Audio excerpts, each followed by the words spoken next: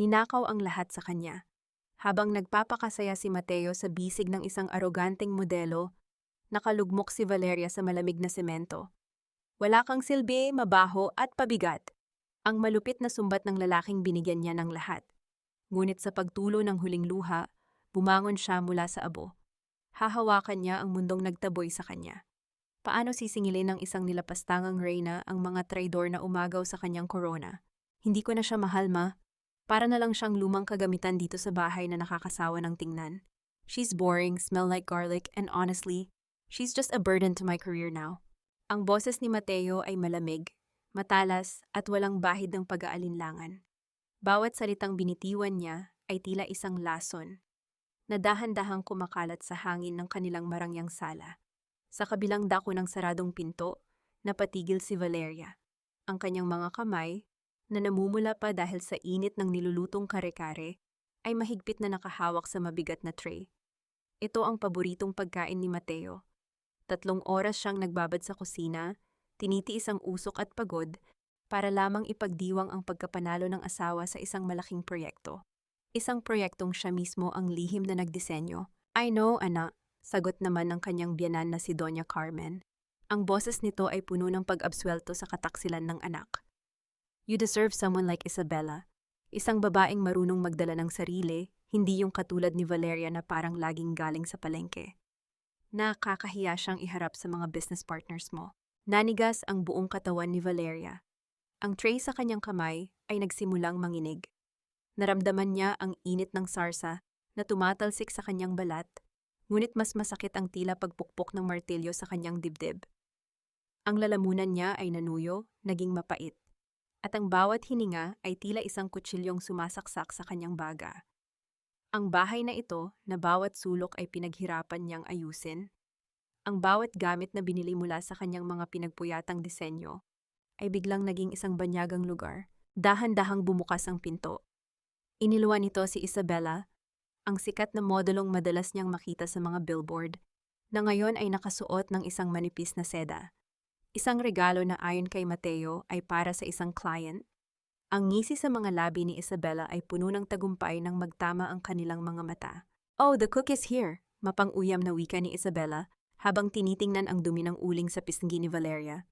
Mateo, babe, sabi ko naman sa'yo, we should hire a real chef, hindi yung asawa mong mukhang katulong na laging amoy bawang. Hindi nakapagsalita si Valeria. Ang kanyang mga paa ay tila nakabaon sa semento. Tumingin siya kay Mateo, naghahanap ng kahit katiting na anino ng lalaking pinangakuan siyang mamahalin habang buhay. Ngunit ang nakita niya ay isang estranghero. Walang pagsisisi sa mga mata ni Mateo, tanging pagkayamot lamang. Valeria, let's end this, diretsong sabi ni Mateo habang inaayos ang kanyang mamahaling relo. I want a divorce. I've already prepared the papers. Don't make this difficult. You know you're nothing without me. Wala kang pera, wala kang career, at wala kang pupuntahan.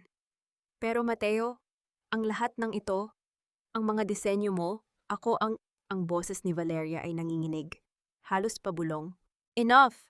Singhal ni Doña Carmen habang lumalapit sa kanya. Huwag kang mapagkunwari, Valeria. Utang mo sa amin ang buhay mo. My son gave you a name, a home. Ngayon, ibigay mo naman ang konting delikadesa at umalis ka na. Don't worry, I'll have your things delivered to the slums where you belong. Bumitiw ang lakas sa mga kamay ni Valeria. Bumagsak ang tray sa sahig. Ang kulay kahel na sarsa ng kare-kare ay humahalubilo sa puting carpet. Tila isang malaking sugat na dahan-dahang bumubukas. Walang tunog na lumabas sa kanyang bibig. Ngunit sa loob niya, ang bawat piraso ng kanyang puso ay nadudurog, nagiging pino, at tinatangay ng hangin ng kawalan. Hinawakan siya ni Mateo sa braso, hindi upang aluin, kundi upang itulak siya patungo sa pintuan. Ang ulan sa labas ay nagsimulang bumuhos, malakas at malupit. Tila nakikiramay sa kanyang pagkawasak. Ang pinto ay sumara sa kanyang likuran, isang pader na bakal na naghihiwalay sa kanyang nakaraan, at sa isang madilim na kinabukasan. Nakatayo si Valeria sa ilalim ng hagupit ng ulan, basa, giniginaw, at tinalikuran ng mga taong itinuring niyang mundo. Ang tanging natira sa kanya ay ang mapait na lasa ng kataksilan sa kanyang dila. Hanggang saan aabot ang isang babaeng nawalan na ng lahat, maliban sa kanyang sariling pangalan? Bawat patak ng ulan na humahagupit sa balat ni Valeria ay tila mga karayom na pilit tumutusok sa kanyang kaluluwa. Naglalakad siya sa gilid ng kalsada, walang saplot sa paa at ang kanyang manipis na duster ay basang-basa na at dumidikit sa kanyang nanginginig na katawan. Ang bawat hakbang ay tila isang parusa. Sa bawat pagpikit niya, naririnig niya ang malupit na tawa ni Isabela at ang malamig na tinig ni Mateo na nagtataboy sa kanya. Ang lahat ng sakripisyo niya sa loob ng 3 taon, ang paglimot sa sariling pangarap, ang pagtitiis sa bulyaw ng kanyang biyanan, ang pagpiga sa kanyang utak para sa mga disenyong nagpayaman kay Mateo, ay nauwi sa putikan. Biglang nag-vibrate ang cellphone sa kanyang bulsa, ang tanging gamit na nadala niya. Sa pag-asang baka nagbago ang isip ni Mateo, mabilis niya itong sinagot kahit nanginginig ang kanyang mga daliri. Mateo? Pabulong niyang tawag, puno ng huling hibla ng pag-asa. Huwag kang assuming, Valeria, ang boses ni Doña Carmen ang bumungad sa kanya, puno ng pagkamuhing tila nanunuot sa speaker ng telepono. Tumawag ako para sabihing huwag mo nang tangkaing bumalik dito para kunin ang mga basura mo. At ang kwintas na iniwan mo sa tokador? Ibinigay ko na kay Isabela. Tutal mas bagay naman sa kanya ang ginto kaysa sa isang katulad mong amoy lupa. Huwag mo na kaming gambalain, baka ipakulong pa kita sa panggugulo. Pinatulan ng matandang babae ang tawag bago pa man makasagot si Valeria. Ang huling alaala ng kanyang yumaong ina, ang gintong kwintas na may pendant na sampagita, ay wala na rin sa kanya. Parang gumuho ang huling pundasyon ng kanyang pagkatao. Napasandal siya sa malamig na salamin ng isang saradong luxury boutique. Ang kanyang dibdib ay sumikip. Tila may isang dambuhalang kamay na pumipiga sa kanyang puso. Hindi siya makahinga. Ang bawat hangin na sinusubukan niyang lundukin ay tila nagiging usok. Ito ang takot na matagal na niyang kinalimutan, ang dilim na muling bumabalot sa kanya. Napaupo siya sa semento, ang kanyang paningin ay nagsisimulang magdilim habang ang tunog ng ulan ay unti-unting nawawala sa kanyang pandinig.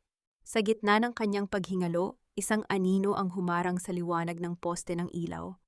Tumigil ang hagupit ng ulan sa kanyang ulo, napalitan ng isang malapad na itim na payong. Isang banyaga ngunit pamilyar na amoy ng cedarwood at mamahaling pabango ang humalo sa amoy ng basang lupa. Hinga, Valeria, sumabay ka sa akin, hinga. Ang boses ay malalim, kalmado at may awtoridad na tila kayang patigilin ang bagyo. Naramdaman ni Valeria ang isang makapal at mainit na tela na binalot sa kanyang mga balikat. Isang mamahaling coat na gawa sa balahibo ng tupa. Isang kamay ang dahan-dahang lumapit sa kanyang mukha. Hindi ito nangahas na hawakan siya ng bastos. Sa halip, ginamit ng lalaki ang likod ng kanyang mga daliri upang marahang iangat ang baba ni Valeria. Pinupunasan ng tubig at luha sa kanyang pisngi nang may pag-iingat na tila ba siya ay isang mamahaling kristal na baka mabasag.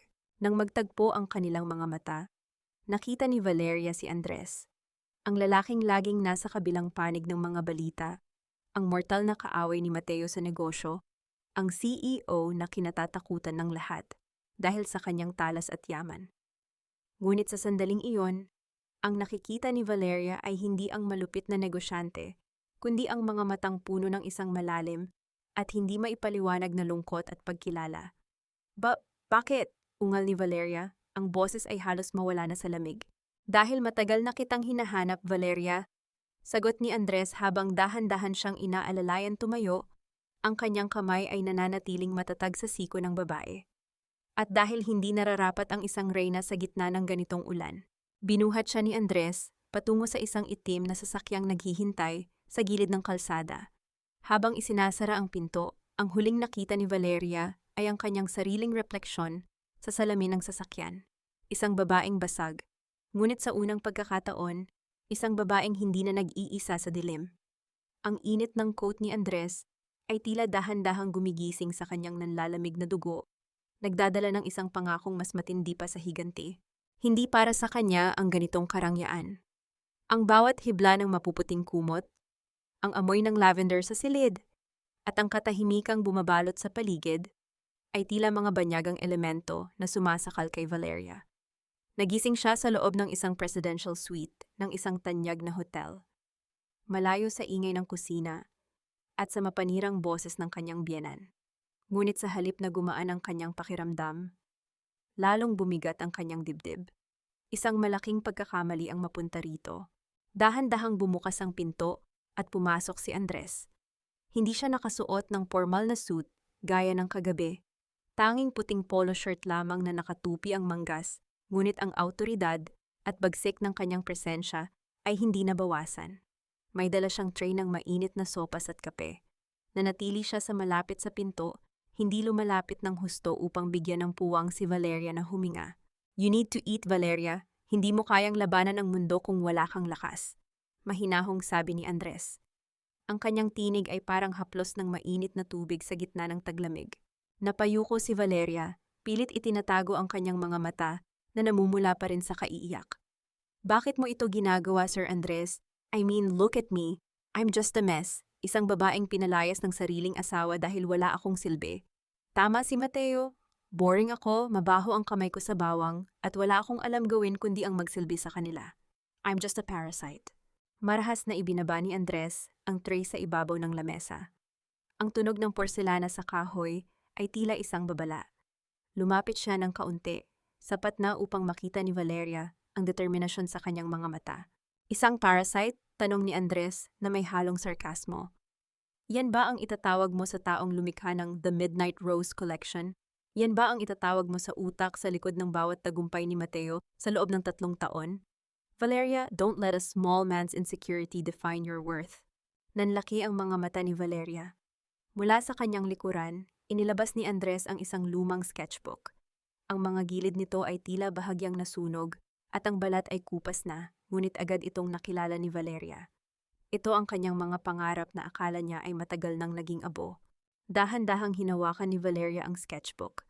Ang kanyang mga daliri ay nanginginig habang hinahaplos ang bawat pahina. Ang bawat guhit ng lapis, ang bawat disenyo ng mga hiyas na hango sa mga bituin, ito ang kanyang kaluluwa na matagal niyang ibinaon para sa pag-ibig. Ang paghawak niya rito ay parang pakikipagtagpo sa isang matalik na kaibigang akala niya ay namayapa na. Paano mo ito nakuha? Mateo told me he burned everything, pabulong na tanong ni Valeria. Ang luha ay muling nagbabadyang pumatak. Hindi mahalaga kung paano, ang mahalaga ay narito na ito sa tamang kamay, sagot ni Andres. Valeria, hindi kita tinutulungan dahil sa awa. I'm a businessman, and I want the best designer in the country to work for me. Join my team. Bumalik ka sa rurok na nararapat sa'yo. Let's show them what a useless woman can really do. Sandaling natahimik ang silid. Ang tanging naririnig ay ang tibok ng puso ni Valeria na tila muling sumisigla. Ngunit sa gitna ng pag-asang iyon, biglang nag-vibrate ang cellphone niya na nasa tabi ng kama. Ang pangalan ni Mateo ang lumabas sa screen. Nag-aatubili siyang sumagot at pagpindot niya ng speaker, ang boses ni Mateo ay tila isang malamig na hangin na galing sa impyerno. Valeria, makinig kang mabuti. Ang banta ni Mateo, walang bahid ng pagmamahal. Nalaman kong kasama mo si Andres. Huwag mong isiping maililigtas ka niya. Isang salita mo lang tungkol sa mga disenyo ko, isang pag-amin mo lang na ikaw ang gumawa ng mga iyon, sisiguraduhin kong pati ang pangalan ng tatay mo ay kakalad ka rin ko sa putik. I'll make sure everyone knows he was a fraud before he died. Subukan mo akong kalabanin at dudurugin ko ang huling alaala ng pamilya mo. Nabitawan ni Valeria ang sketchbook. Ang kanyang mukha ay nawalan ng kulay, tila isang bangkay na nakatayo. Ang takot na kanina lamang ay dahan-dahang nawawala, ay muling bumalik, mas matindi at mas mapanakit. Mahigpit niyang hinawakan ang kanyang cellphone, ang kanyang mga kuko ay tila ibinabaon sa sariling palad hanggang sa mamuti ang kanyang mga kasukasuan. Ang bawat salita ni Mateo ay tila mga kadenang muling pumupulupot sa kanyang leeg. Ang bawat salita ni Mateo ay tila mga linta na sumisipsip sa huling patak ng lakas ni Valeria. Nang mamatay ang tawag, binitawan niya ang cellphone sa kama na tila ba isa itong nagbabagang bakal. Ang kanyang mga kamay ay nanginginig, hindi dahil sa lamig, kundi dahil sa takot na baka madamay ang alaala ng kanyang ama, ang tanging bagay na malinis at sagrado sa kanyang buhay. Hindi ko kaya, Andres. Masyado siyang makapangyarihan. Hindi lang buhay ko ang sisirain niya, pati ang dangal ng tatay ko. Pabulong na sabi ni Valeria habang nakatingin sa kawalan. Ang kanyang mga mata ay walang kislap. Tila isang kandilang unti-unting nauubos ang mitya. Hindi sumagot si Andres. Sa halip, lumapit siya sa malaking telebisyon sa dingding at binuksan ito. Ang mukha ni Mateo at Isabela ang bumungad sa screen. Nasa isang eksklusibong panayam sila sa isang sikat na talk show. Nakasuot si Isabela ng isang pulang bestido na hapit sa katawan, habang si Mateo ay nakangiting nakahawak sa kanyang baywang. Ang totoo niyan, wika ni Mateo sa harap ng camera, ang kanyang boses ay puno ng peking kababaang loob. Ang nakaraang 3 taon ay naging mahirap para sa akin. Ang dati kong asawa, she was a distraction. She didn't understand my vision. Para siyang pabigat na pilit akong hinihila pababa. Pero ngayong malaya na ako at kasama ko ang muse ko na si Isabela, asahan ninyong mas magiging maningning ang darating na gala. Tumawa si Isabela, isang tunog na tila kalansing ng mga basag na kristal. Poor Mateo, he suffered so much from a woman who only knows how to cook and complain. Pero don't worry everyone. Sa gala, ipakikita namin ang tunay na sining na hindi kayang abutin ng mga ordinaryong tao. Pinatay ni Andres ang telebisyon. Ang katahimikan sa silid ay naging mabigat at masakit. Tumingin siya kay Valeria, na ngayon ay nakayakap sa sarili. Pilit na pinagdidikit ang mga piraso ng kanyang nadurog na pagkatao. Gusto mo bang manatiling ganito, Valeria? Ang maging isang multo sa sarili mong kwento habang sila ay nagpapakasaya sa mga ninakaw nilang tagumpay? Tanong ni Andres. Ang boses niya ay mababa ngunit puno ng hamon. Hindi mo naiintindihan, sagot ni Valeria habang tumatayo at nagsisimulang itupi ang kanyang lumang duster, ang tanging damit na dala niya. Kailangan kong umalis, babalik ako sa probinsya. Doon, walang makakakilala sa akin, walang makakasakit sa akin. Isang golden moment ang namayani nang mapansin ni Andres kung paano itupi ni Valeria ang kanyang damit. Maingat, dahan-dahan at may kasamang haplos sa bawat tahi kahit na luma na ito. Ito ang habit ng isang taong sanay na sa kakulangan, ng isang taong natutong pahalagahan. Ang bawat maliit na bagay dahil iyon lang ang mayroon siya. Ang simpleng pagkilos na ito ay nagpakita ng kababaang loob ni Valeria na pilit na niyurakan ng mundo. Kinuha ni Valeria ang kanyang maliit na bag at naglakad patungo sa pintuan. Hindi siya pinigilan ni Andres, ngunit ang kanyang mga mata ay nanatiling nakasubaybay sa bawat hakbang ng babae. Habang naglalakad palabas ng hotel, ang bawat taong nakakasalubong ni Valeria ay tila isang banta sa kanyang seguridad. Ang bawat bulong ay tila tawa ni Doña Carmen. Nakarating siya sa bus terminal, ang amoy ng usok at ang ingay ng mga tao ay bahagyang nagpabalik sa kanya sa realidad. Ngunit habang nakapila siya para bumili ng tiket, isang dambuhalang billboard sa tapat ng terminal ang kumuha ng kanyang atensyon.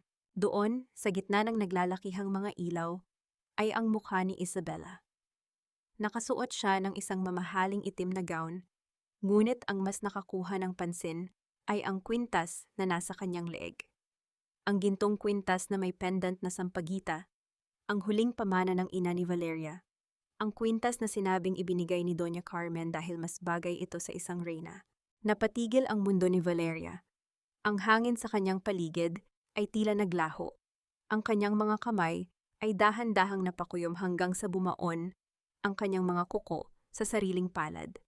Ang takot na kanina ay nagtutulak sa kanya na tumakas ay biglang napalitan ng isang bago at mas matinding emosyon. Isang apoy na hindi pa niya kailanman naramdaman. Ang puot na hinaluan ng determinasyon. Tinalikuran ni Valeria ang pila sa tiket. Hindi siya sasakay sa bus na iyon. Hindi siya tatakas. Ang kanyang mga mata na kanina ay puno ng luha ay naging matalas at malamig na tila hiyas na dumaan sa matinding apoy. Hindi niyo lang ninakaw ang disenyo ko, pabulong niyang wika habang nakatingin sa billboard. Ang kanyang boses ay puno ng nakakangilong tapang.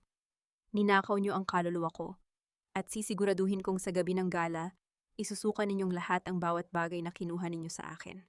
Dahan-dahan siyang lumingon at nakita niya si Andres na nakatayo sa di kalayuan, nakasandal sa kanyang sasakyan, tila ba alam niyang hindi magagawang iwan ni Valeria ang laban. Ang hamon sa pagitan nila ay hindi na kailangan ng salita. Naglakad pabalik si Valeria patungo sa kinaroroonan ni Andres. Ang bawat hakbang niya sa semento ay hindi na mabigat at urong-sulong. Bawat tapak ay may kasamang determinasyon na tila ba ang bawat butil ng alikabok sa kanyang paa ay nagiging bahagi ng kanyang sandata. Hindi siya nagsalita nang makarating siya sa harap ng lalaki. Tumingin lang siya ng diretso sa mga mata ni Andres. Isang tingin na nagsasabing tapos na ang panahon ng pagtatago. Hindi ako aalis. Ang tanging sambit ni Valeria. Ang kanyang boses ay hindi na nanginginig, kundi tila isang banayad na agos ng tubig na may dalang talas ng yelo. I want to work. I want them to see what they lost. Isang tipid na ngiti ang sumilay sa mga labi ni Andres. Isang ngiting puno ng paggalang at lihim na kagalakan. Hindi siya nag-aksaya ng oras. Pinagbuksan niya ng pinto ng sasakyan si Valeria at mabilis silang nagtungo sa isang tagong gusali sa gitna ng lungsod. Pagpasok nila sa isang pribadong studio, tumambad kay Valeria ang isang paraisong hindi niya akalaing makikita muli. Ang bawat sulok ay puno ng mga dekalidad na kagamitan sa pagdidisenyo, mga mamahaling hiyas na nakatago sa loob ng mga glass case, at isang malawak na mesa na tila naghihintay lamang sa kanyang mga kamay. This is your kingdom now, Valeria. Wika ni Andres habang iniabot sa kanya ang isang bagong-bagong stylus at digital tablet. Dito walang magdidikta sa'yo. Walang sisigaw sa'yo dahil lang sa amoy ng bawang. Dito ang tanging mahalaga ay ang iyong imahinasyon. Naupo si Valeria sa harap ng mesa. Sa loob ng ilang minuto, tila tumigil ang mundo. Ang paghawak niya sa lapis ay tila paghawak sa isang espada pagkatapos ng mahabang panahon ng pagkakatapon. Sa simula, ang kanyang mga guhit ay tila may pag-aalinlangan pa. Ngunit habang tumatagal, ang bawat linya ay naging mas matapang at mas mabilis. Ang kanyang isip, na dati ay puno ng listahan ng mga bibilhin sa palengke at mga utos ni Doña Carmen, ay napalitan ng mga imahe ng nagniningning na ginto at mga diamanteng tila sumasayaw sa ilalim ng buwan. Naroon lamang si Andres sa isang sulok, tahimik na nagmamasid. Sa isang pagkakataon, nang mapansin niyang tila nakalimutan na ni Valeria ang uminom, dahan-dahan siyang lumapit at naglagay ng isang tasa ng mainit na kape sa gilid ng mesa. Hindi siya nagsalita upang hindi maabala ang daloy ng sining ng babae. Ngunit ang paraan ng kanyang paggalaw, ang paglakad ng patiyad upang hindi lumikha ng ingay, at ang pagtingin niya kay Valeria na may halong pagsamba at paghanga, ay nagbigay ng isang init sa silid na higit pa sa kape. Ito ang golden moment ng gabi. Ang sandaling ang isang makapangyarihang lalaki ay kusang nagpapakaliit upang bigyang daan ang ningning ng isang babaeng minsan nang pinadilim ng iba. Lumipas ang mga oras. Ang sikat ng buhay ay pumasok sa malaking bintana ng studio, nagbibigay ng kakaibang liwanag sa natapos na obra ni Valeria. Isang dambuhalang pendant na hugis phoenix, ang nakaguhit sa screen. Ang bawat pakpak nito ay tila gawa sa nagbabagang apoy at ang mga mata ay gawa sa asul na sapiro. Ito ay simbolo ng kanyang muling pagkabuhay. Ngunit habang tinititigan ang kanyang gawa, biglang napatigil si Valeria. Ang kanyang puso ay nagsimulang tumibok ng mabilis. Andres sa tawag niya, ang boses ay puno ng pagkabahala. Ang istilong ito, ang bawat kurbada at detalye, ito ang aking lagda. Kapag nakita ito ni Mateo, malalaman niyang ako ang gumawa nito. Malalaman ng lahat na ang mga nakaraang koleksyon niya ay gawa ko rin. Iyon naman talaga ang layunin natin, hindi ba? Sagot ni Andres habang lumalapit.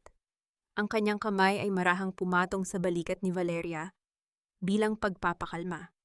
Pero ang banta niya, ang tatay ko, pag-aalala ni Valeria. Sa sandaling iyon, tumunog ang cellphone ni Andres. Hindi niya ito sinagot ngunit nakita ni Valeria ang pangalan ng isang tanyag na abogado sa screen. Huwag kang mag-alala, Valeria, pabulong na sabi ni Andres. Ang kanyang mga mata ay naglalabas ng isang misteryosong determinasyon. Habang iginuguhit mo ang iyong hinaharap, sinisigurado ko namang wala nang magiging kapangyarihan ang nakaraan ni Mateo laban sa'yo. Isang matinding cliffhanger ang namayani nang mapansin ni Valeria ang isang folder sa tabi ni Andres na may pangalan ng kanyang ama. Anong lihim ang hawak ni Andres? At handa na ba si Valeria na harapin ang galit ni Mateo sa oras na ilabas ang obrang ito na magiging mitya ng kanilang huling pagtutuos? Akala nila ay sapat na ang dumi sa mukha upang tabunan ng ginto sa aking puso. Ngunit ang ginto, kahit ibaon sa putik, ay mananatiling ginto. Ang bawat paghakbang ng mga paa ni Valeria sa makinis at makinang na sahig ng isang eksklusibong mall sa Makati ay tila isang deklarasyon ng digmaan. Hindi na siya ang babaeng nakasuot ng kupas na duster at amoy bawang ang mga kamay. Sa tulong ni Andres, nakasuot siya ngayon ng isang simpleng puting silk suit na hapit sa kanyang katawan. nagpapakita ng kanyang natural na ganda na matagal nang itinago ng kahirapan at takot.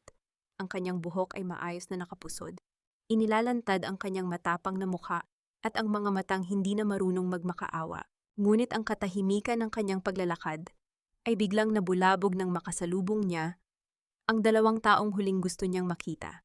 Sa tapat ng isang mamahaling jewelry boutique, nakatayo si Isabella, na tila isang reyna sa kanyang marangyang suot, habang sa tabi nito ay si Doña Carmen na may dalang mga paper bags mula sa iba't ibang designer brands.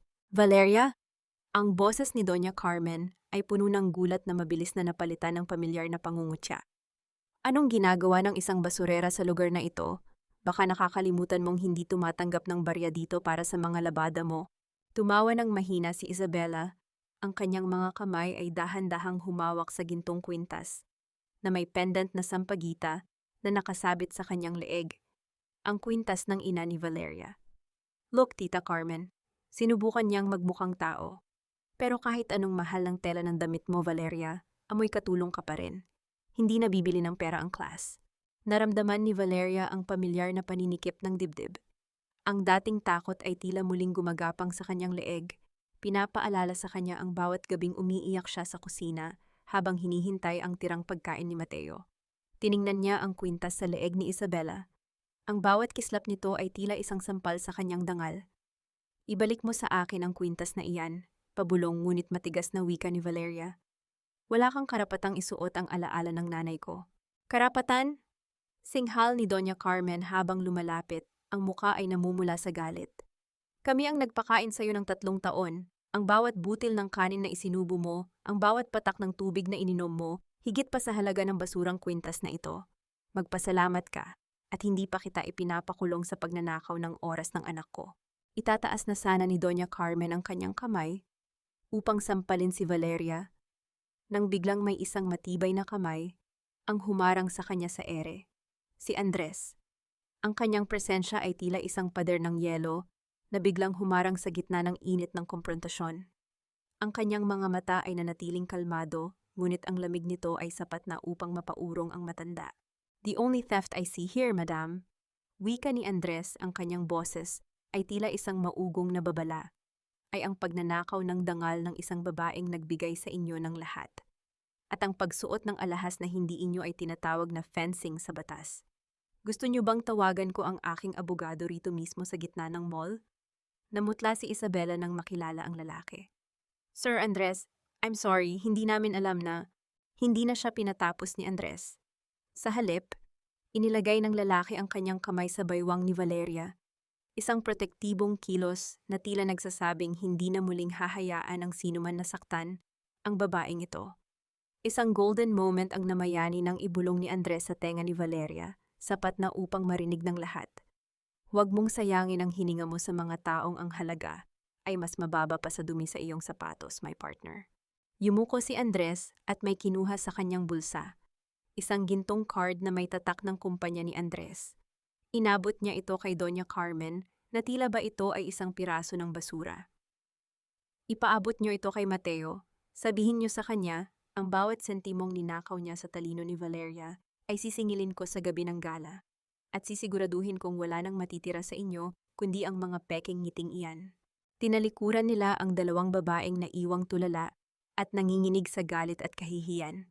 Habang naglalakad palayo, naramdaman ni Valeria ang init ng palad ni Andres sa kanyang likuran. Ito ang unang pagkakataon na naramdaman niyang hindi siya nag-iisa sa kanyang laban. Ngunit sa likod ng kanyang tagumpay, may isang takot na nanatili, ang folder na nakita niya sa studio. Pagdating nila sa parking lot, hinarap ni Valeria si Andres. Andres, anong kinalaman ng tatay ko sa mga plano mo? Bakit mo hawak ang folder na may pangalan niya? Sandaling tumigil ang mundo. Tumingin si Andres kay Valeria. Ang kanyang mga mata ay puno ng isang katotohanan na matagal nang nakatago. Valeria, ang tatay mo ay hindi namatay sa sakit lang. Pinatay siya ng sistema ng mga taong tulad ni Mateo. At ang folder na yan, yan ang susi para hilingin ang katarungan na matagal nang ipinagkait sa pamilya mo. Isang cliffhanger ang namayani nang marinig ni Valeria ang tunog ng isang sasakyang mabilis na humaharurot patungo sa kanila. Isang itim na kotse na tila walang balak tumigil. Liwanag ng headlights ang bumulag sa kanila. Sino ang nasa loob ng sasakyang iyon? At handa na ba silang harapin ang pisikal na panganib bago pa man dumating ang gabi ng gala? Ang matinding liwanag mula sa headlights ng sasakyan ay tila dalawang naglalagablab na mata ng isang halimaw na naglalayong lamunin ang lahat ng nasa landas nito. Hindi nakagalaw si Valeria. Ang kanyang mga paa ay tila naging bahagi na ng semento ng parking lot. Sa gitna ng pagkagulat, naramdaman niya ang isang malakas na braso na pumulupot sa kanyang baywang at ang marahas ngunit ligtas na paghatak sa kanya patungo sa gilid. Kasabay ng pag-atungal ng gulong sa semento at ang mabilis na pagdaan ng hangin na dulot ng sasakyan, bumagsak silang dalawa sa sahig. Ang tunog ng pagharurot ng kotse ay unti-unting humina hanggang sa muling manaig ang katahimikan ng gabi, na tanging ang mabilis na paghinga na lamang nila ang naririnig.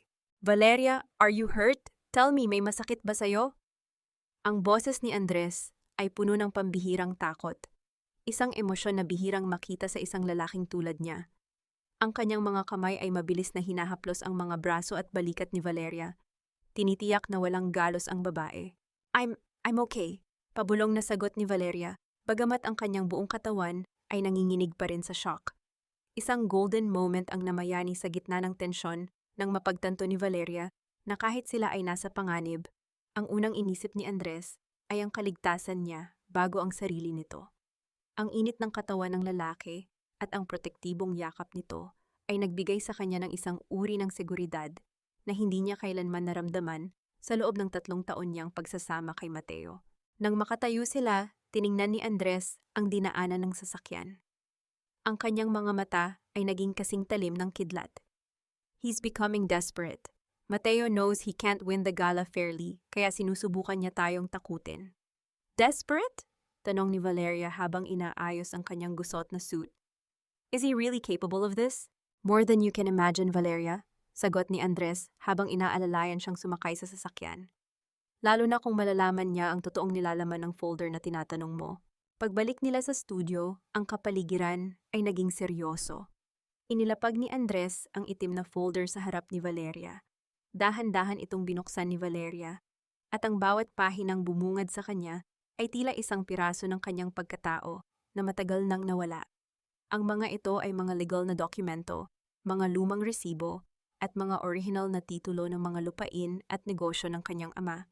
Ang tatay mo, Valeria, ay hindi lang isang simpleng mag-aalahas. He was one of the pioneers. Pero ang pamilya ni Mateo, ang tatay niya at si Doña Carmen, ay gumawa ng paraan para mabaon siya sa utang na hindi naman totoo. They manipulated the books, stole his clients, at nang mamatay siya, pinalabas nilang utang mo sa kanila ang pagtira mo sa bahay nila. Paliwanag ni Andres, ang kanyang boses ay puno ng puot para sa kawalang katarungan. So, ang utang na loob na lagi nilang isinusumbat sa akin ay isang malaking kasinungalingan? Ang mga luha ni Valeria ay dahan-dahang pumatak sa mga dokumento. Lahat ng pagtitiis ko, lahat ng pang-aalipusta nila, it was all based on a lie?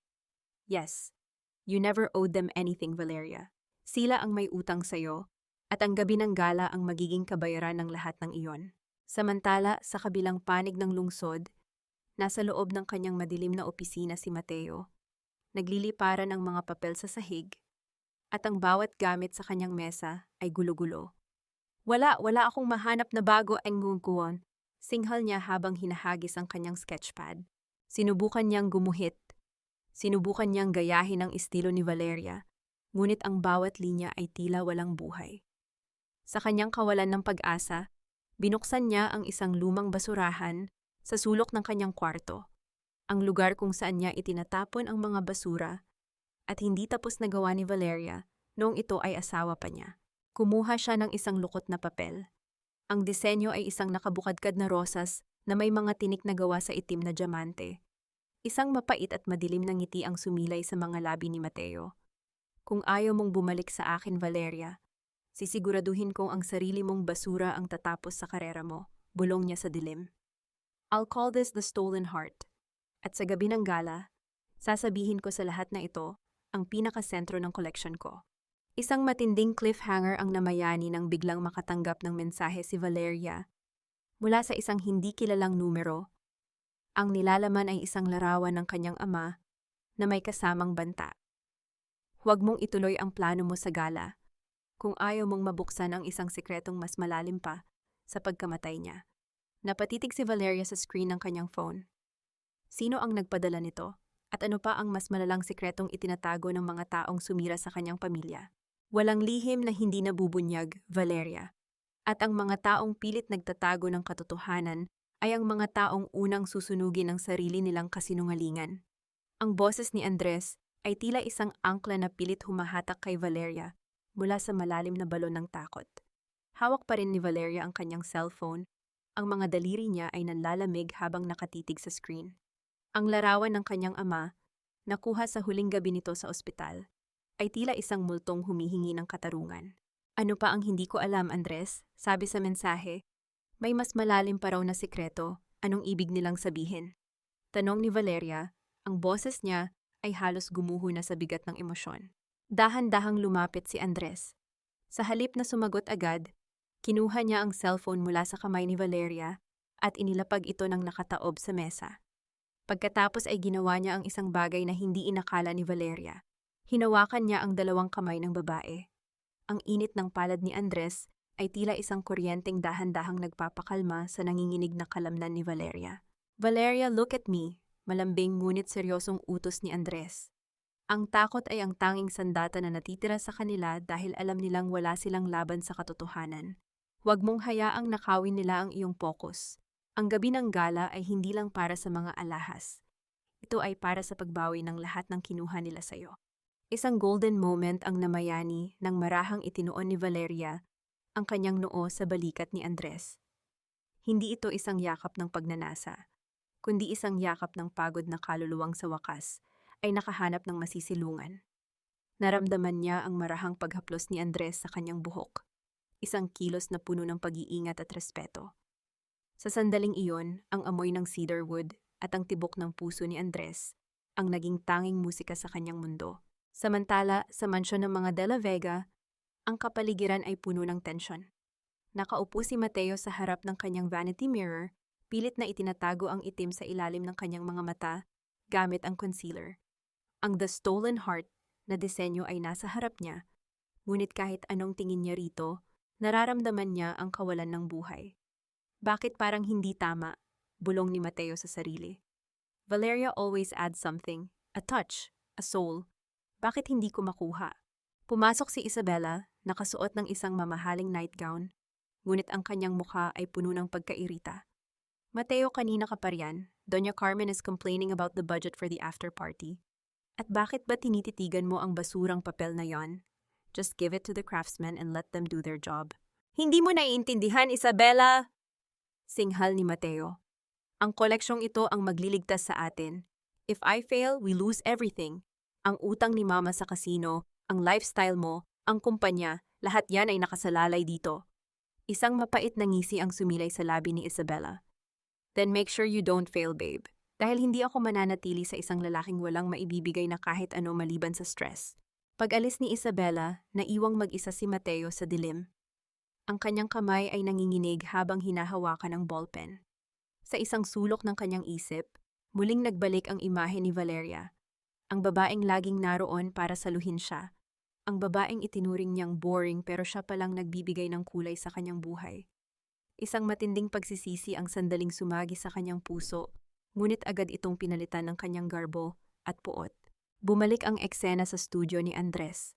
Sa gitna ng gabi, muling humarap si Valeria sa kanyang digital tablet. Ang kanyang mga mata ay nag-aapoy na sa determinasyon. Sinimulan niyang baguhin ang disenyo ng kanyang phoenix. Hindi na ito isang ibon na basta lumilipad. Ngayon ang phoenix ay may hawak na isang gintong kadena na putol-putol, simbolo ng pagkalas sa utang na loob na naging bilangguan niya. Andres, tawag ni Valeria habang hindi inaalis ang tingin sa screen. Alam ko na kung sino ang nagpadala ng mensahe. Lumingon si Andres mula sa kanyang binabasang mga dokumento. Sino? Si Doña Carmen. Siya lang ang may kopya ng huling larawan ni Papa sa ospital. Wika ni Valeria, ang kanyang boses ay tila talim ng isang kutsilyo. At alam ko na rin kung anong sikreto ang tinutukoy niya. Hindi lang nila ninakawan si Papa. Pinabayaan nilang mamatay ang tatay ko dahil sa gamot na dapat ay para sa kanya, pero ibinenta nila para pambayad sa sugal ni Doña Carmen. Nanlamig ang hangin sa loob ng studio. Ang katahimikan ay tila isang bombang naghihintay na sumabog. Ang katotohanang ito ay mas masakit pa sa anumang sampal na natanggap ni Valeria. Isang matinding cliffhanger ang namayani nang biglang bumukas ang pinto ng studio at pumasok ang security guard ni Andres. Ang mukha ay puno ng pagkabahala. Sir, may sunog sa warehouse kung saan iniimbak ang mga prototype para sa gala. Ang lahat ng gawa ni Ma'am Valeria, tila tinutupok na ng apoy. Nabitawan ni Valeria ang kanyang stylus. Ang liwanag sa kanyang mga mata ay muling nanganib na mamatay. Showdown na ba sila ni Mateo bago pa man dumating ang gala? Ang bawat abo na lumilipad sa hangin ay tila mga piraso ng aking kaluluwa na dahan-dahang naglalaho. Akala ko ay nakatakas na ako sa dilim, ngunit tila sinusundan ako ng apoy ng aking nakaraan upang muli akong lamunin. Nakatayo si Valeria sa harap ng naglalakihang alab ng apoy na tumutupok sa warehouse. Ang kulay kahel na liwanag ay sumasalamin sa kanyang mga matang puno ng luha at panghihinayang. Ang mga prototype na gawa sa pilak at mga hiyas, ang mga hulmahan na dumaan sa kanyang mga puyat at pagod, ang lahat ng pisikal na patunay ng kanyang muling pagkabuhay ay nagiging abo at usok sa loob lamang ng ilang minuto. Ang init ng paligid ay tila sumasakal sa kanyang hininga, ngunit mas matindi ang lamig na nanunuot sa kanyang puso. Hindi maaari ito, pabulong na sambit ni Valeria. Tatangkain sana niyang lumapit sa nagbabagang gusali nang maramdaman niya ang mahigpit at matatag na hawak ni Andres sa kanyang balikat. Valeria, stay back! It's too dangerous! Ang sigaw ni Andres. Ang kanyang boses ay may halong pait at pag-aalala. Agad niyang hinarap si Valeria sa kanya, pilit na itinatago ang nagliliyab na warehouse mula sa paningin ng babae. Look at me, Valeria. Just because the metal is melting doesn't mean your talent is gone. You are the creator, not the objects. Isang golden moment ang namayani sa gitna ng kaguluhan nang dahan-dahang kinuha ni Andres ang kanyang sariling panyo at ipinunas sa mukha ni Valeria na may dumi ng abo. Ang kanyang mga kamay ay nanginginig din, hindi dahil sa takot sa apoy, kundi dahil sa sakit na makitang muling nadudurog ang babaeng sinisikap niyang buuin. Ang bawat haplos niya ay tila isang tahimik na panunumpa na hindi niya hahayaang magwagi ang kadiliman. Biglang tumunog ang cellphone ni Valeria. Isang tawag mula kay Mateo. Sa gitna ng nagngangalit na tunog ng apoy at ng mga sirena sa paligid, ang boses ni Mateo sa kabilang linya ay tila isang kumpas ng kamatayan. Nagustuhan mo ba ang munting fireworks display ko, Valeria? Ang tawa ni Mateo ay mapait at puno ng gaslighting. Sinasabi ko na sa'yo, isa kang kamalasan. Kahit saan ka pumunta, destruction lang ang dala mo. Tingnan mo ang nangyari sa warehouse ni Andres. Sinisira mo ang buhay ng taong tumutulong sa'yo. Bumalik ka na sa akin, Valeria. Lumuhod ka sa harap ko at ni Mama at baka patawarin pa kita. Ako lang ang makapagliligtas sa'yo sa sarili mong sumpa. Napakuyom ang mga palad ni Valeria. Ang bawat salita ni Mateo ay tila mga uling na itinatapon sa kanyang sugatang puso. Ngunit sa halip na sumuko, isang kakaibang lakas ang dumaloy sa kanyang mga ugat. Tumingin siya kay Andres, na ngayon ay nakikipag-usap sa mga bombro, ang mukha nito ay puno ng determination. Hindi mo ako pag-aari, Mateo. Matatag na sagot ni Valeria, ang kanyang tinig ay tila bakal na dumaan sa apoy. At ang apoy na ito, hindi nito tinutupok ang pangarap ko. Pinatitigas nito ang loob ko. Magkita tayo sa gala, Mateo, at doon, sisiguraduhin kong ikaw ang unang magiging abo. Pinatulan ni Valeria ang tawag. Humarap siya kay Andres na ngayon ay nakatayo na sa kanyang tabi. Andres, hindi nila alam na ang pinakamahalagang prototype, ang Phoenix, ay wala sa warehouse na ito. Isang dangling mystery ang namayani nang kumuha si Valeria ng isang maliit na susi mula sa kanyang bulsa. Itinago ko ito sa lumang vault ng tatay ko sa aming probinsya bago pa tayo pumunta rito. Iyon ang huling piraso na hindi nila kailanman mananakaw. Ngunit ang ginhawang naramdaman nila ay panandalian lamang. Isang itim na sasakyan ang dahan-dahang pumarada sa di kalayuan. Bumaba ang bintana nito at nakita nila ang mukha ni Doña Carmen. May hawak siyang isang pamilyar na dokumento, isang lumang kasulatan na may pirma ng tatay ni Valeria. Akala mo ba ay tapos na ang lahat, Valeria? Sigaw ni Doña Carmen mula sa loob ng sasakyan, ang kanyang ngisi ay tila sa isang demonyo. Hindi lang gamot ng tatay mo ang hawak ko. Hawak ko rin ang ebidensya na ang tatay mo ang unang nagnakaw ng disenyo mula sa pamilya namin. Kapag inilabas mo ang Phoenix sa gala, ilalabas ko rin ang katotohanang isang magnanakaw ang pinapahalagahan mong magulang. Are you ready to destroy his legacy just for your pride? Isang matinding cliffhanger ang namayani. Nang mabilis na humarurot palayo ang sasakyan ni Doña Carmen, iniwan silang dalawa ni Andres sa gitna ng mausok na kalsada. Napatingin si Valeria kay Andres. Ang folder na may pangalan ng kanyang ama ay hawak pa rin ni Andres. Ngunit ang mukha ng lalaki ay biglang nabalot ng pag-aalinlangan. May alam ba si Andres sa sinasabi ni Doña Carmen? At handa ba si Valeria na itaya ang dangal ng kanyang ama para sa kanyang sariling paghihiganti? Patay na ang apoy sa warehouse, pero ang apoy ng duda sa aking puso ay lalong naglalagablab. Ang bawat abo na kumapit sa aking balat ay tila mga bulong ng nakaraan. Tinatanong ako kung handa ko bang sunugin pati ang dangal ng aking ama para lamang sa aking paghihiganti. Nakatitig si Valeria sa Phoenix sketch na nasa kanyang digital tablet, ngunit ang kanyang paningin ay malabo. Ang mga salita ni Doña Carmen ay tila mga linta na ayaw bumitaw sa kanyang isipan. Isang magnanakaw. Ang kanyang ama na itinuring niyang bayani. Ang lalaking nagturo sa kanya na ang bawat hiyas ay may sariling kwento ng katapatan ay isa lamang palang mandaraya. Naramdaman niya ang malamig na pawis sa kanyang noo habang ang studio ay nababalot ng isang nakabibinging katahimikan. Sa kabilang dako ng silid, si Andres ay abala sa pakikipag-usap sa telepono. Ang kanyang boses ay mahina ngunit puno ng awtoridad. Nang ibaba niya ang tawag, dahan-dahan siyang lumapit kay Valeria. Valeria, you've been staring at that screen for an hour. Don't let her win. Don't let Carmen's lies paralyze you, malambing na sabi ni Andres. What if it's not a lie, Andres? Ang pait na tanong ni Valeria. Lumingon siya sa lalaki, ang kanyang mga mata ay puno ng takot. What if my father really did steal those designs? If I go to the gala and reveal myself, I might end up destroying his name forever. I can't risk that. He's all I have left of my identity. Isang golden moment ang namayani nang lumuhod si Andres sa harap ng upuan ni Valeria upang magpantay ang kanilang mga mata. Hindi siya nagsalita agad. Sa halip, kinuha niya ang mga kamay ni Valeria na nanginginig at marahan itong hinawakan. Ang init ng kanyang palad ay tila isang tahimik na panalangin. Valeria, listen to me. I've looked into those records. Your father didn't steal anything. He was framed because he was too talented to be controlled. Ang bisperas na ito ay hindi para sa iyong takot, kundi para sa iyong paghahanda. Pabulong na wika ni Andres habang hinahaplos ang likod ng palad ng babae gamit ang kanyang hinlalaki. Samantala, sa kabilang panig ng lungsod, nasa gitna ng matinding tensyon si Mateo. Ang gabi bago ang gala ay tila isang bangungot para sa kanya. Nakaupo siya sa kanyang mesa. Pilit na dinidikit ang mga piraso ng The Stolen Heart na prototype. Ang disenyong kinuha niya mula sa mga basurang papel ni Valeria. Ngunit kahit anong gawin niya, ang mga hiyas ay tila ayaw sumunod sa kanyang kumpas. Bakit hindi ito kumikislap? Bakit parang patay na bato lang ito? Singhal ni Mateo habang hinahagis ang kanyang magnifier sa pader. Pumasok si Doña Carmen, ang mukha ay puno ng peking katatagan. Mateo, stop acting like a child. I've already silenced Valeria. I used her father's legacy against her. Siguradong hindi na yun magpapakita sa gala. Focus on the presentation. This is our last chance to save the De La Vega name. Pero ma, look at this. It's missing something. Kahit ninakaw ko na ang gawa niya, hindi ko pa rin makuha ang buhay na inilalagay niya sa mga alahas. Ang desperadong sigaw ni Mateo.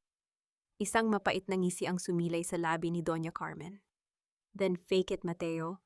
Fake it like we've always done. Ang mahalaga ay maniwala ang buong mundo na ikaw ang henyo at siya ay wala lang. Bumalik ang eksena sa studio. Sa gitna ng dilim, muling humarap si Valeria sa kanyang Phoenix. Ngunit sa pagkakataong ito, hindi na siya nag-iisa. Si Andres ay nakatayo sa kanyang likuran. Ang kanyang baba ay nakapatong sa balikat ni Valeria habang pinapanood ang bawat stroke ng stylus. Ang bawat haplos ng hangin mula sa paghinga ni Andres ay nagbibigay kay Valeria ng kakaibang tapang.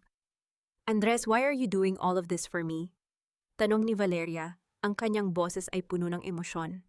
Dahil matagal na kitang nakita, Valeria. Bago pa man nalaman ng mundo ang galing mo, nakita ko na ang ningning sa mga mata mo noong estudyante ka pa lang. You were never meant to be a shadow, sagot ni Andres. Ang kanyang boses ay tila isang pangako. Dahan-dahang humarap si Valeria at ang kanilang mga mukha ay nagkalapit. Ang distansya sa pagitan nila ay tila naglaho, napalitan ng isang damdaming matagal ng kinikimkim. Ngunit bago pa man magtagpo ang kanilang mga labi, isang malakas na tunog ng pagkatok sa pinto ang bumasag sa sandaling iyon.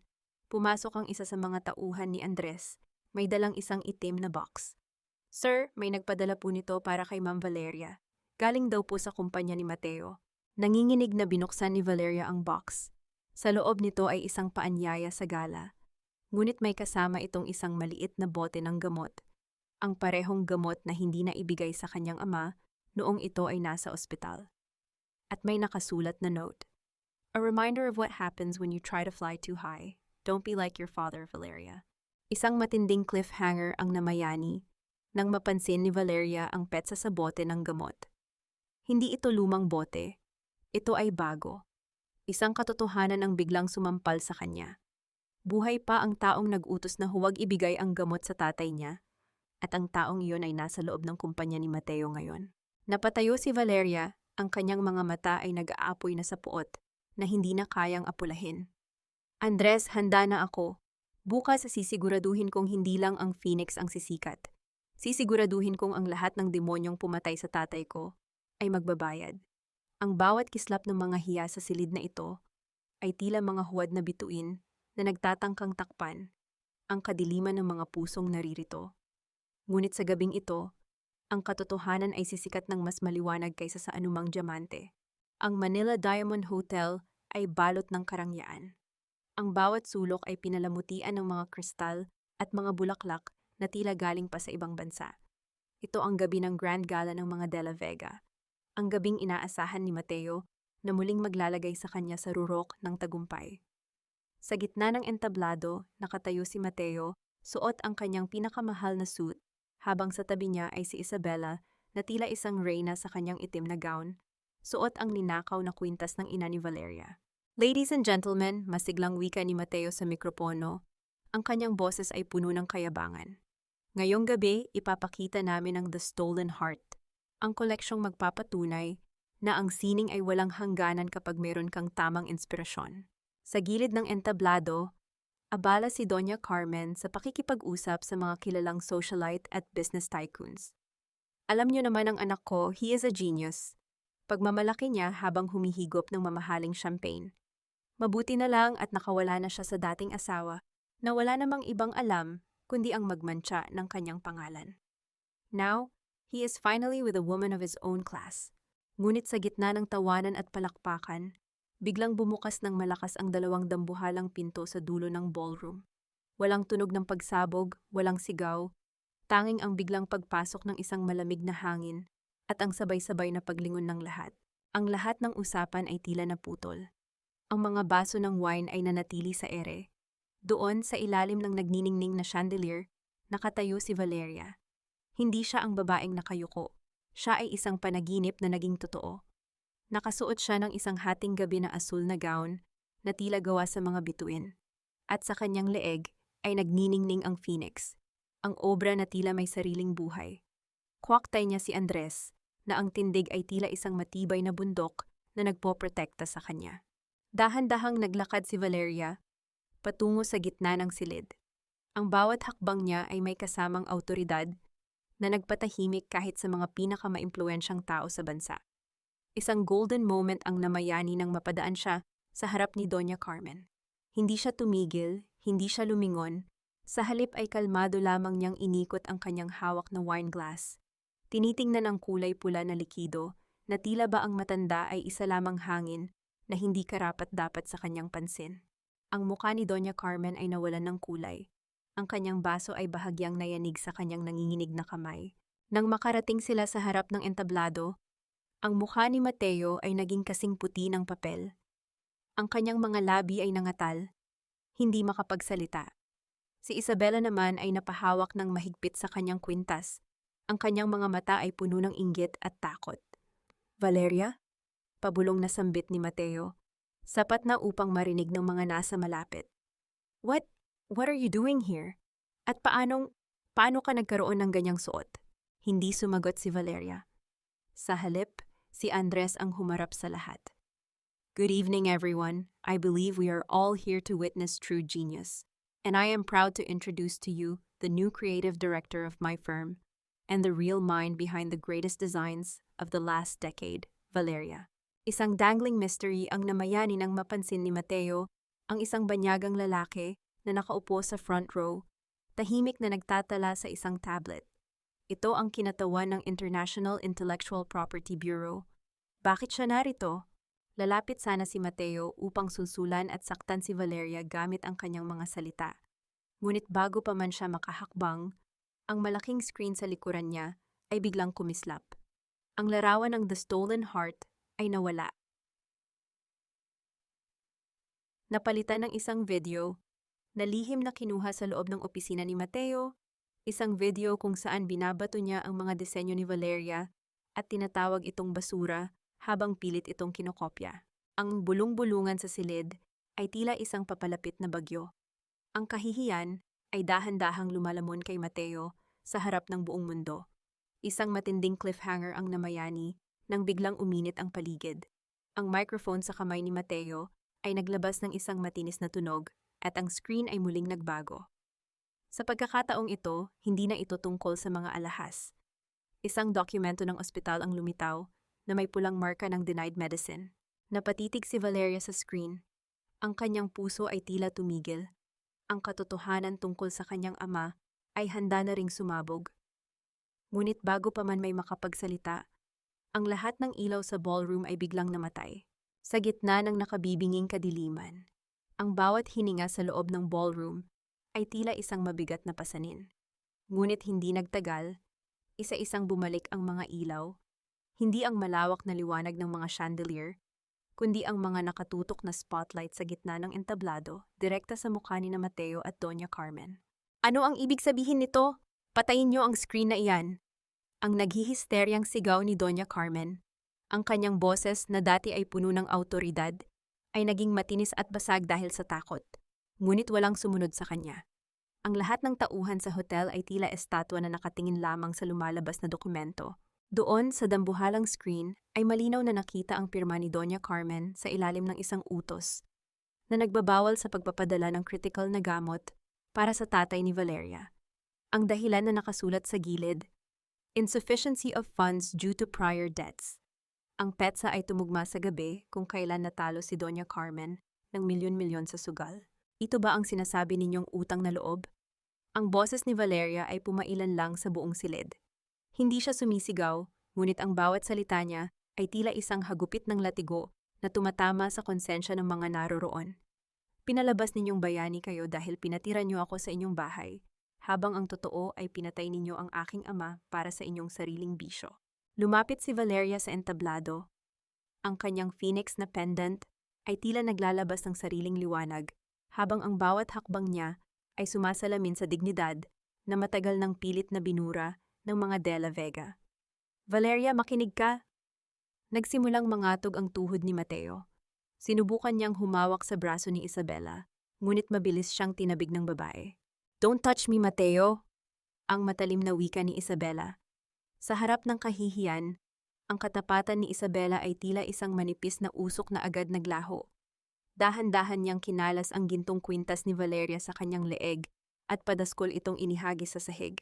Wala akong kinalaman sa mga dumi ninyo. I was just a victim of your lies too. Isang golden moment ang namayani ng yumuko si Valeria upang pulutin ang kwintas ng kanyang ina. Maingat niya itong hinawakan. Pinupunasan ang dumi ng sahig gamit ang kanyang palad, bago ito itinago sa loob ng kanyang palad. Hindi siya tumingin kay Isabela. Ang kanyang atensyon ay nanatili sa nanginginig na si Mateo. Andres, tawag ni Valeria. Humakbang pasulong si Andres. Ang kanyang mga mata ay walang bakas ng awa. Ang kinatawan ng Intellectual Property Bureau ay narito upang kumpirmahin na ang lahat ng disenyong inilabas ni Mateo de la Vega sa nakaraang 3 taon ay mga illegal na kopya mula sa original na gawa ni Valeria, at ang mga pulis ay nasa labas na upang arestuhin si Doña Carmen para sa kasong estafa at grave misconduct kaugnay ng pagkamatay ng tatay ni Valeria. Ang katahimikan sa ballroom ay napalitan ng tunog ng mabilis na pagtibok ng puso ni Mateo. Ang kanyang imperyo, ang kanyang pangalan, ang kanyang kinabukasan. Lahat ay gumuho sa loob lamang ng isang gabi.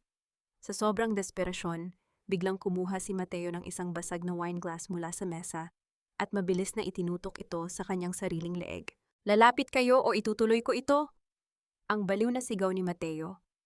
Ang kanyang mga mata ay dilat na dilat, tila nawala na sa katinuan. Valeria, bawiin mo ang lahat.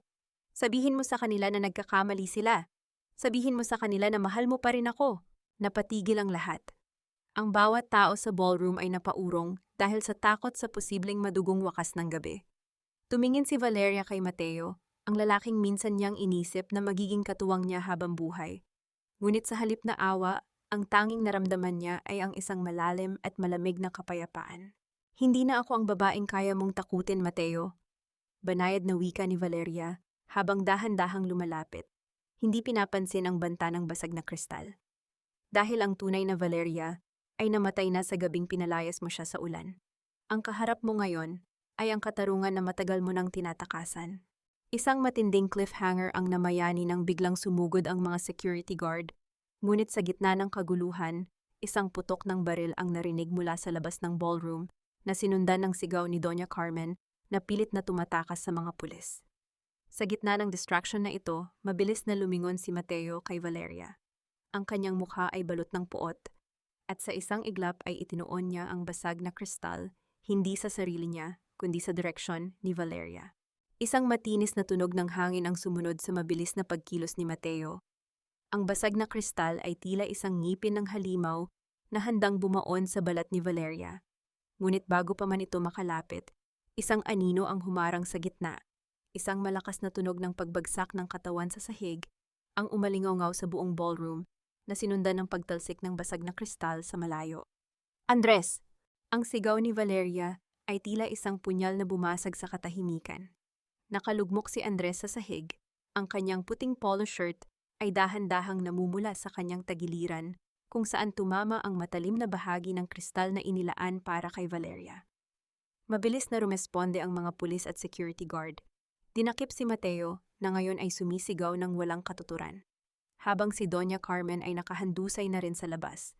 Tinamaan ng ligaw na bala sa kanyang pagtatangka. Nanginig ang mga kamay ni Valeria habang lumalapit kay Andres. Ang kanyang magandang asul na gown ay nadumihan na ng dugo ng lalaking nagligtas sa kanyang buhay. Sa kanyang mga mata, ang mundo ay tila gumuho muli.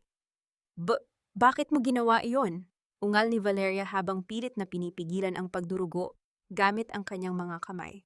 Isang mahina ngunit mapait na ngiti ang sumilay sa labi ni Andres.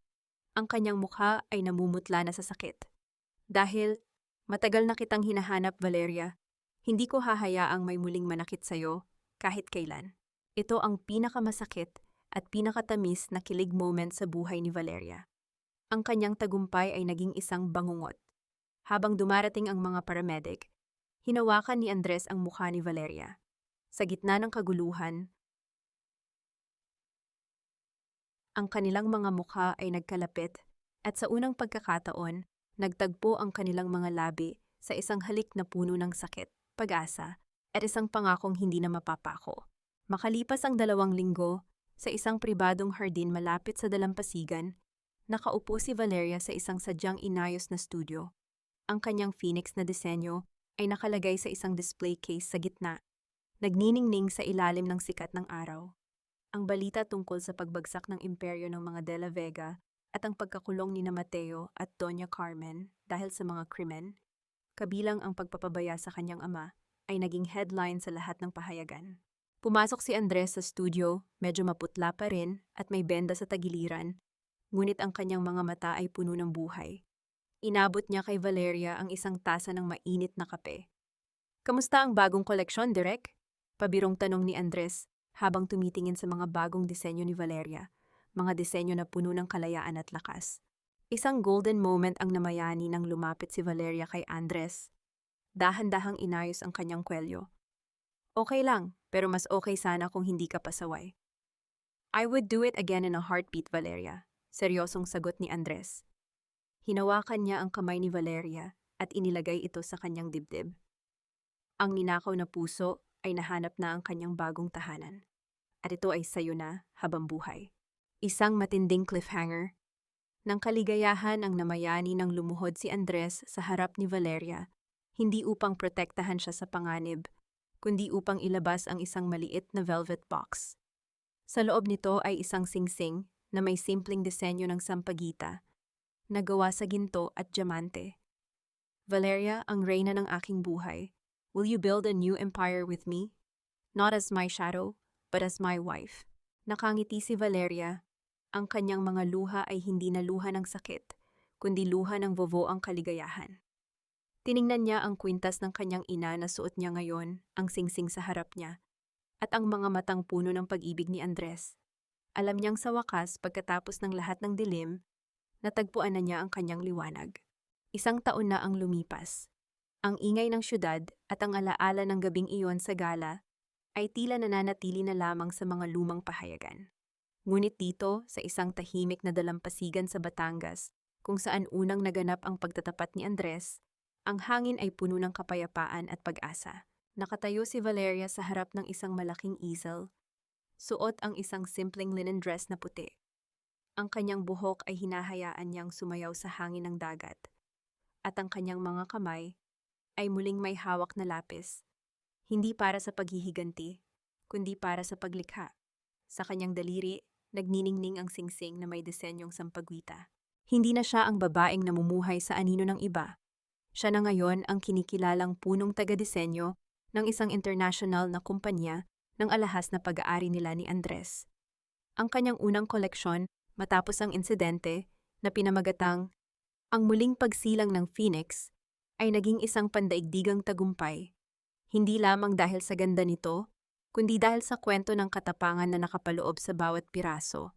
Dahan-dahang bumukas ang pinto ng kanyang studio at iniluwa nito si Andres. Hindi na siya nakasuot ng formal na suit. Nakasuot lamang siya ng simpleng t-shirt at shorts na may bahagyang peklat sa kanyang tagiliran, isang paalala ng kanyang pag-ibig at proteksyon. Ang kanyang mukha ay puno ng isang ngiti na tanging si Valeria lamang ang nakakakuha.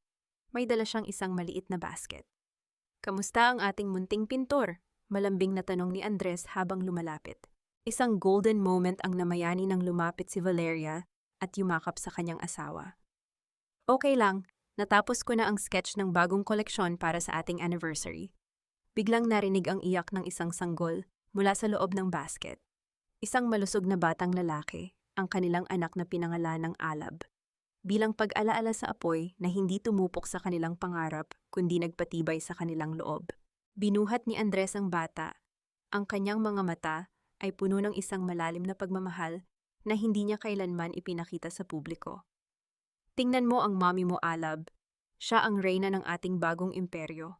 Tiningnan ni Valeria ang kanyang pamilya, ang kanyang asawa at ang kanilang anak. Ang sakit ng nakaraan ay tila isang malayong panaginip na lamang. Sa halip na puot, ang naramdaman niya sa kanyang puso ay isang malalim na pasasalamat. Ang lahat ng pagsubok, lahat ng luha, at lahat ng sakit ay naging mga sangkap upang mabuo ang kanyang tunay na sarili.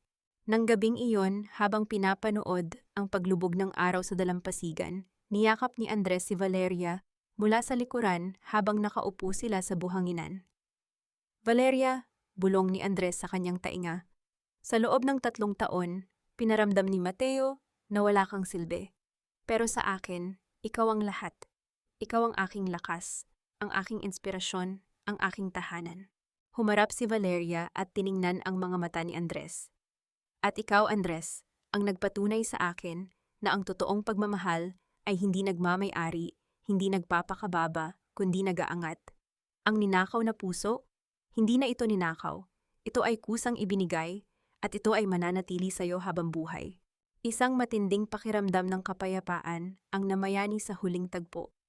Sa ilalim ng nagniningning na mga bituin, habang natutulog ang kanilang anak sa kanilang tabi, nagsimula ang kanilang bagong kabanata. Isang kabanata na hindi na isinulat sa takot, kundi sa tinta ng kalayaan at walang hanggang pag-ibig. Ang gabi ng gala ng mga De La Vega ay nagwakas, ngunit ang gabi ng pagmamahalan ni Valeria at Andres ay nagsisimula pa lamang, isang kislap na hindi kailanman kukupas sa paglipas ng panahon.